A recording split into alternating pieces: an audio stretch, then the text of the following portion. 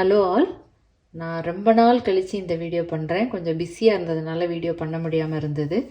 இன்றைக்கி வந்து ஒரு ரொம்ப டேஸ்டியான ஒரு ரெசிபியோடு இன்றைக்கி வந்திருக்கேன்.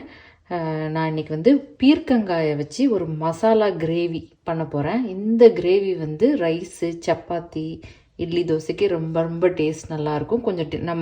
கொஞ்சம் நார்மலாக நம்ம பண்ணுறதை விட கொஞ்சம் டிஃப்ரெண்ட்டான கிரேவி. இப்போது இதுக்கு தேவையான இன்க்ரீடியன்ட்ஸ் என்னன்னு பார்க்கலாம். நான் வந்து 2 பீர்க்கங்காய் எடுத்திருக்கேன். அதை வந்து நல்லா பீல் பண்ணி அந்த மாதிரி சின்னதாக கட் பண்ணி எடுத்து வச்சுருக்கேன். அப்புறம் ஒரு பெரிய சைஸ் வெங்காயம், அதை சின்னதாக கட் பண்ணி எடுத்து வச்சுருக்கேன். இஞ்சி பூண்டு விழுது, உங்களுக்கு இஞ்சி பூண்டு விழுது வேண்டாம் அப்படின்னா இஞ்சி மட்டும் போட்டுக்கலாம், இல்லாட்டி பூண்டு மட்டும் போட்டுக்கலாம், கட் பண்ணி போட்டுக்கலாம். அப்புறம் ஒரு பெரிய சைஸ் தக்காளி. நம்ம மசாலா அரைக்கிறதுக்கு கொஞ்சம் தனியாக எடுத்துக்கணும். அதை வந்து நம்ம ரோஸ்ட் பண்ணி நம்ம அரைக்கணும். அதுக்கு தேவையான இன்க்ரீடியன்ட்ஸ் என்னென்னா, கொஞ்சமாக தேங்காய், 1 டீஸ்பூன் பெருஞ்சீரகம், ஃபெனல் சீட்ஸு, அப்புறம் இது வந்து சீரகம், அதுவும் 1 டீஸ்பூன் தான் எடுத்திருக்கேன். 3 ஏலக்காய், 3 கிராம்பு, கொஞ்சமாக பட்டை, இது வந்து ஸ்டார் அனைஸு, அன்னாசிப்பூ, அப்புறம் கொஞ்சமாக முந்திரி பருப்பு, அப்புறம் காரத்துக்கு தகுந்தாப்பில் வத்தல் எடுத்துக்கணும். அப்புறம் 2 டீஸ்பூன் தனியா. நீங்கள் வந்து தனியா வத்தல் தனித்தனியாக அரைச்சி ரோஸ்ட் பண்ணி போடுறதுக்கு பதிலாக நீங்கள் வந்து பொடியாகவும் போடலாம். பட் ஃப்ரெஷ்ஷாக அரைச்சா இன்னும் கொஞ்சம் டேஸ்ட் நல்லாயிருக்குன்றதுனால நான் ஃப்ரெஷ்ஷாக எடுத்திருக்கேன்.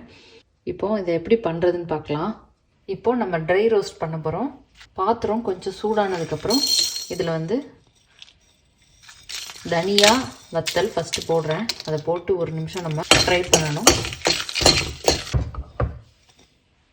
நம்ம போட்ட தனியா லைட்டாக சூடானதுக்கப்புறம் இதில் வந்து பட்டை, கிராம்பு, ஏலக்காய், அப்புறம் பெருஞ்சீரகம் இதை போட்டுடலாம். இதை போட்டு லோ ஃப்ளேமில் வச்சுட்டு நம்ம லைட்டாக ஃப்ரை பண்ணணும். இது ரோஸ்ட் ஆகும்போது நல்ல ஸ்மெல் வரும் 1 நிமிஷத்தில். அப்போது நம்ம அந்த சீரகம், தேங்காய், முந்திரி பருப்பு 3 போட்டுடலாம். லோ ஃப்ளேமில் வச்சுட்டு தான் பண்ணணும். இந்த பாத்திரம் வந்து ரொம்ப கனமான பாத்திரம், அதனால் சீக்கிரம் கருகாது. இப்போ இதெல்லாம் நல்லா ரோஸ்ட் ஆகிடுச்சு. இதை நம்ம தனியாக எடுத்து வச்சு மிக்சியில் போட்டு அரைச்சி எடுத்துக்கணும்.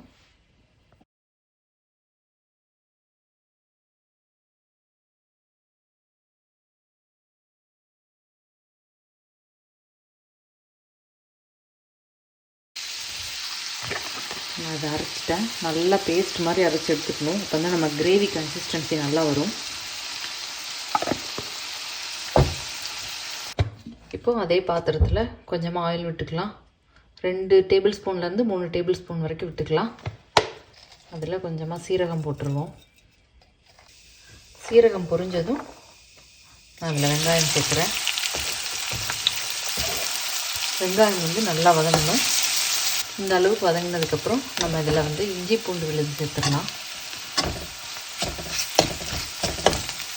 இஞ்சி பூண்டு விழுது நல்லா வதங்கினதுக்கப்புறம் தக்காளி சேர்க்குறேன். இப்போ தக்காளி ஹாஃப் குக்காக இருக்குது. தேவையான அளவு கிரேவிக்கு தேவையான அளவு உப்பு சேர்த்துடலாம். இதில் தேவையான அளவு மஞ்சள் தூள் சேர்க்குறேன். இதுக்கப்புறம் நம்ம கட் பண்ணி வச்சுருக்கிற பீர்க்கங்காயையும் சேர்க்குறேன். இப்போது ஸ்டவ்வை வந்து மீடியம் ஃப்ளேமில் வச்சுட்டு பீர்க்கங்காயை கொஞ்சம் நேரம் மூடி வச்சு நம்ம குக் பண்ணணும். ஒரு 5 மினிட்ஸ் இந்த மாதிரி குக் பண்ணால் கரெக்டாக இருக்கும். அப்பப்போ கிளறி விடணும் இடையில. இப்போது பீர்க்கங்காய் நல்லா வதங்கிருச்சு. இந்த ஸ்டேஜில் நம்ம அரைச்சி வச்சுருக்கிற மசாலா சேர்த்துடலாம். நம்மளுக்கு தேவையான அளவுக்கு, நம்மளுக்கு எந்த அளவுக்கு கன்சிஸ்டன்சியில் கிரேவி வேணுமோ அந்த அளவுக்கு நம்ம தண்ணி விட்டுக்கணும். இப்போது குழம்பு நல்லா கொதிச்சிருச்சு. ஒரு 5 to 6 மினிட்ஸ் மீடியம் ஃப்ளேமில் வச்சுட்டு நல்லா கொதிக்க விட்டால் போதும், கரெக்டாக இருக்கும். இந்த அளவுக்கு எண்ணெய்லாம் வர ஆரம்பித்ததுக்கப்புறம் நம்ம வந்து ஸ்டவ் ஆஃப் பண்ணிடலாம். இப்போ ரொம்பவே டேஸ்டியான பீர்க்கங்காய் மசாலா கறி ஈஸியாக ரெடி ஆயிடுச்சு. இது சப்பாத்திக்கு ரொம்ப நல்லாயிருக்கும். யூஸ்வலாக பீர்க்கங்காயை வச்சு இந்த மாதிரி பண்ண மாட்டோம் நம்ம.